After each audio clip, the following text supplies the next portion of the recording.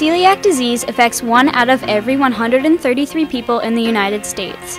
Celiac disease is a disease that is unrecognizable from the outside, but it is well known to your intestines. Celiac disease is a digestive disease that damages the small intestine and interferes with the absorption of nutrients from food. In order to be diagnosed with celiac, one has to undergo many medical procedures and stomach operations. Once diagnosed, the only cure for the disease is to follow a strict gluten-free diet. With over 2,500 students at Elizabethtown College, approximately 20 students should have celiac disease, but only 3 are currently known on campus to be diagnosed. Kelly, for example.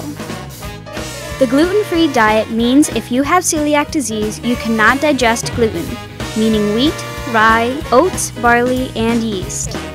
Everyday foods such as bread, pizza, pastas, pretzels, cookies, beer, and much more are off-limits for those with celiac disease.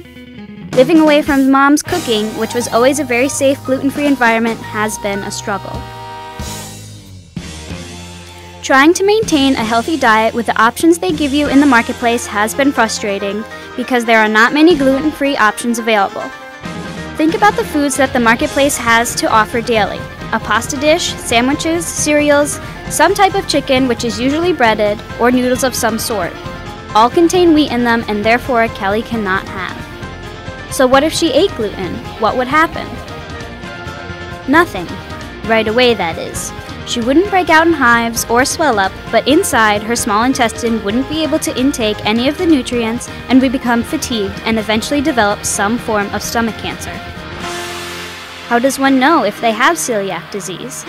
Symptoms include malnutrition, extended stomach, extreme stomach aches, and weight loss.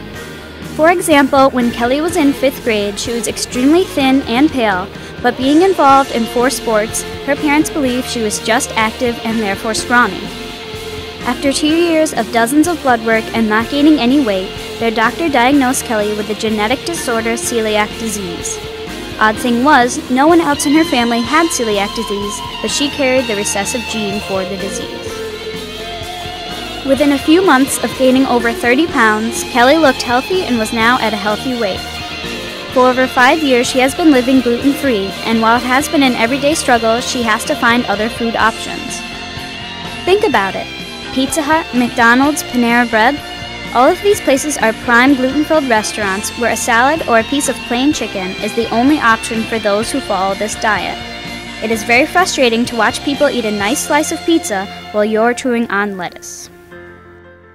Dealing with celiac here at E-Town has been difficult because Mrs. Clayton isn't here to cook special gluten-free meals for Kelly every day.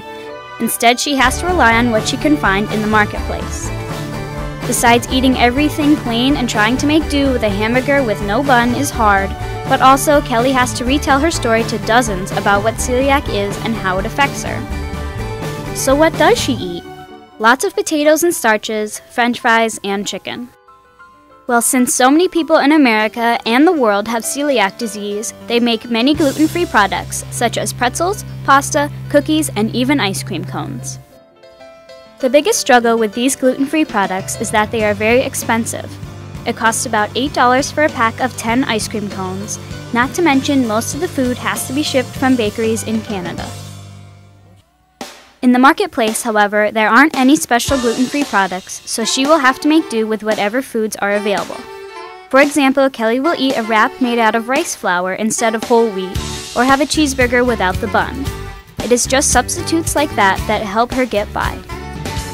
It is important for students to recognize that there are many people in the world who have to watch what they eat very closely because it greatly impacts their lives. Celiac disease is just one of many food allergens that go unnoticed throughout the world. Next time you go out to eat, think about how many gluten-free options are on the menu, and you will soon realize the struggles that those with celiac have. It just shows how the concept of eating goes unnoticed, while at the same time it consumes the minds of others.